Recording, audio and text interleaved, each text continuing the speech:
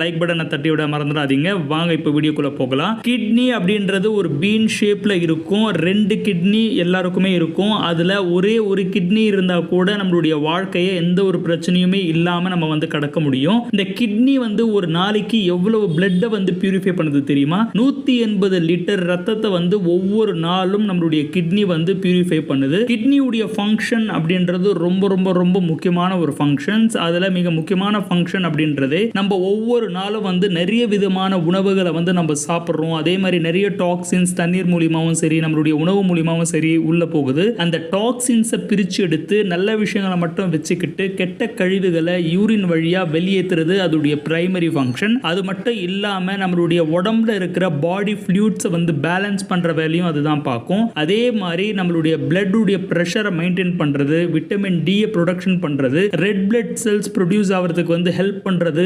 இவ்வளவு ஃபங்க்ஷன்ஸ் நம்மளுடைய சிறுநீரகம் செய்யறதுனால நம்மளுடைய உடம்புல சிறுநீரகத்துடைய பங்கு அப்படின்றது ரொம்ப ரொம்ப முக்கியமானது. அதை நம்ம பேணி பாதுகாக்கிறது நம்மளுடைய தலையாய கடமையா இருக்கு. அப்படி இல்லாம நம்ம தண்ணீரை ரொம்ப அளவுக்கு கம்மியா குடிக்கிறது, அது மட்டும் இல்லாம ஸ்மோக் பண்றது, ட்ரிங்க்ஸ் பண்றது, தேவையில்லாத ஜங்க்ஸ் ஐட்டம்ஸ் எல்லாம் சாப்பிடுறது போன்ற விஷயங்கள் பண்ணும்போது நம்மளுடைய கிட்னி பாதிக்கப்படும். கிட்னி பாதிக்கப்படும் போது இந்த ஃபங்க்ஷன்ஸ் நான் மேல சொன்ன ஃபங்க்ஷன்ஸ் எல்லாம் தடைப்படும். அப்படி தடை பண்ணும்போது என்ன ஆகும்? நம்ம உடம்புல அளவுக்கு அதிகமான கழிவு சேர்ந்துரும். அந்த கழிவை வெளியேற்ற முடியாம நம்மளுடைய உடம்புலயே தேங்கி இருக்கிறதுனால பல வகையான வியாதிகளுக்கு அது உட்படுத்திடும். கிட்னி ஃபெயிலியர், அது மட்டும் இல்லாம கிட்னி ஸ்டோன் ஃபார்ம் ஆகுறது, கிட்னி